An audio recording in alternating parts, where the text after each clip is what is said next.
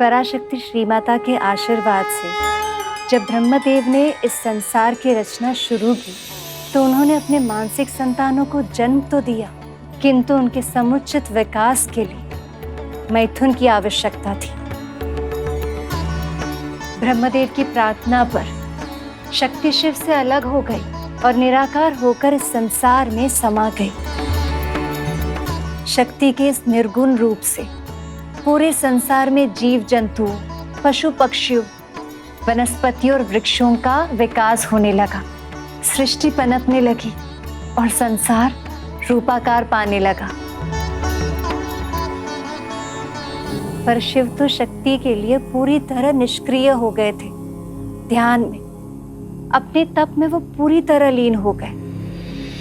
पर संसार को शिव से ही वो ज्ञान मिलता है जिससे उत्तम व्यवस्था स्थापित हो सकती थी। ऐसी व्यवस्था जिसमें वेद, न्याय, साहित्य, व्याकरण, कला, संगीत, ज्योतिष ऐसी सभी विद्याओं का ज्ञान प्राणी मात्र को होता। और ये ज्ञान महादेव शिव सक्रिय होने के बाद ही दे सकते थे। पर शिव को सक्रिय करने की शक्ति केवल और केवल आदि शक्ति के पास ही थी। प्रभु, फिर तो संसार के लिए बहुत बड़ा संकट उत्पन्न हो गया होगा ना? इसका निवारण कैसे हुआ होगा प्रभु? ये तो आपको मामी श्री की कथा से ही ज्ञात होगा मूषक जी। आदि शक्ति श्री माता को साकार करना बहुत आवश्यक था और इसलिए ब्रह्मदेव अपने पुत्र प्रजापति दक्ष के पास गए। ओम नमो नारायण, ओम नमो नारायण, ओम नमो नारायण।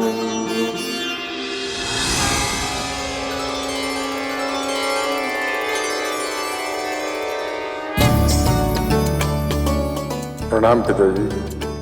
प्रणाम पिताजी। कल्याण हो, सृष्टि का विस्तार हो, जीवन फले फूले, इसके लिए संसार को शक्ति की आवश्यकता है। इसलिए आप दोनों आदि शक्ति की आराधना कीजिए और उन्हें प्रसन्न करके उनसे अपनी पुत्री के रूप में जन्म लेने का वरदान प्राप्त कीजिए। फिर प्रजापति दक्ष ने अपने पत्नी के साथ मिलकर आदिशक्ति श्री माता की सच्चे हृदय से तपस्या की।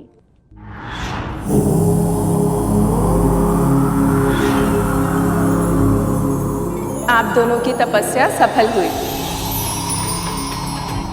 मैं आपकी भक्ति और संकल्प शक्ति से प्रसन्न हूँ और बहुत ही शीघ्र आपके घर सती के रूप में जन्म लूंगी।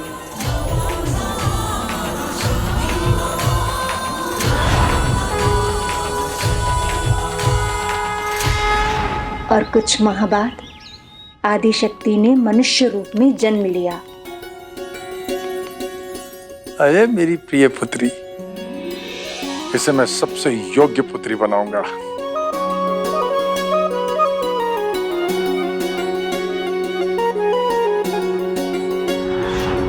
प्रजापति दक्ष का अहंकार उन्हें बनाने की बात कर रहा था जिन्होंने सारे संसार को बनाया। दक्ष को यह पता ही नहीं कि जिस पुत्री को वो अपने प्राणों से भी अधिक प्रेम करते हैं, एक दिन उसी पुत्री के कारण उनका शीश उनके धड़ से अलग कर दिया जाएगा।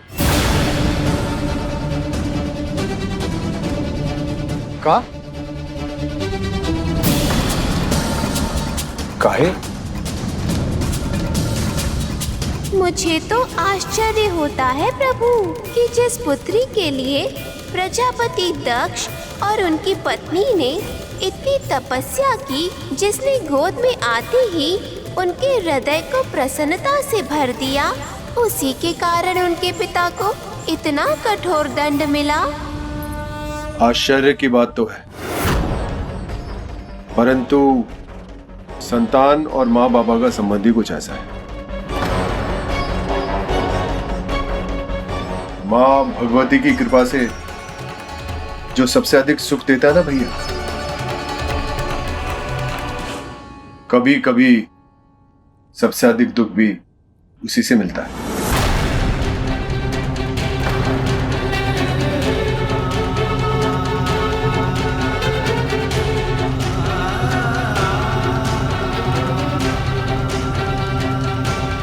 क्या हुआ प्रभु? क्या छुपा है आपके इस संकेत के पीछे?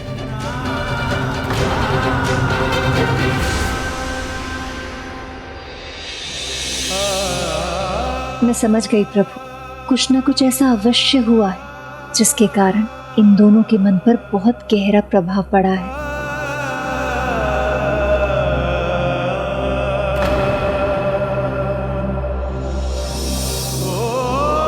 कभी कभी भगवान हमारी इच्छा पूरी नहीं करते, केवल इसलिए क्योंकि भगवान हमें वो देना चाहते हैं जिसकी हमें बहुत आवश्यकता है, पर हमें आभास नहीं होता।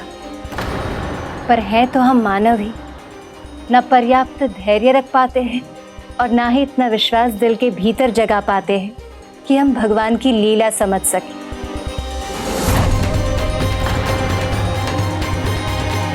प्रजापति दक्ष की भी यही इच्छा थी कि उनके पद और प्रतिष्ठान के स्वरूप उन्हें पहचान और सम्मान मिले, पर उन्हें ये समझने की आवश्यकता थी कि जिन्हें वो अपना शत्रु मान रहे थे वो महादेव शिव उनसे भिन्न नहीं थे।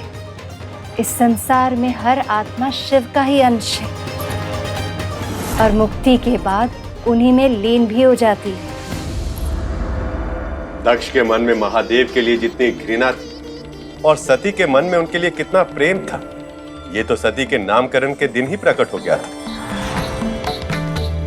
प्रभु श्री नारायण, पिता ब्रह्मदेव, यहाँ पधारने के लिए आपका बहुत बहुत धन्यवाद। कल्याण।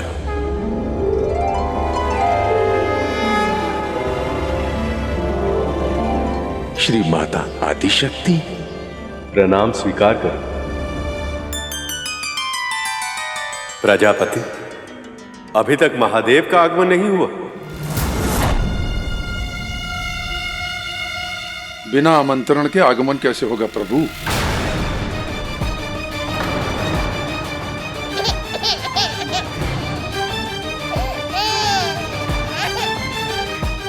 प्रभु, ऐसा क्या हुआ था जिसके कारण प्रजापति दक्ष ने प्रभु महादेव को निमंत्रण नहीं भेजा?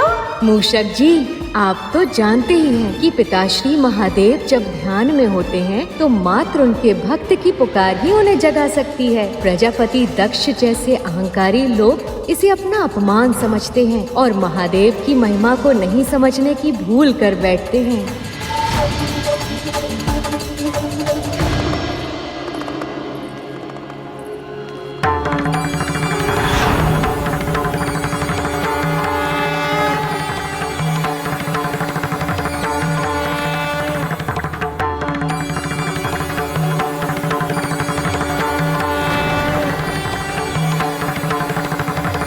अभी तो इतने तीव्र स्वर में रो रही थी, पता नहीं अचानक से क्या हो गया, एकदम शांत हो गई।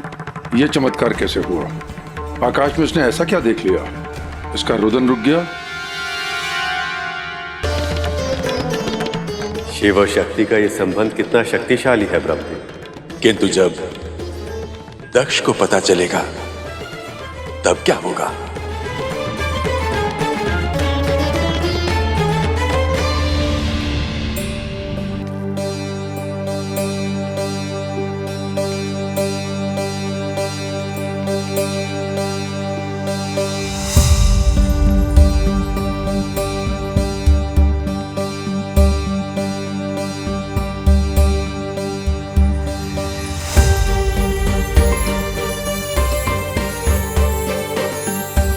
और समय बीतता रहा और सती की आयु के साथ प्रजापति दक्ष का प्रेम भी सती के लिए बढ़ता रहा।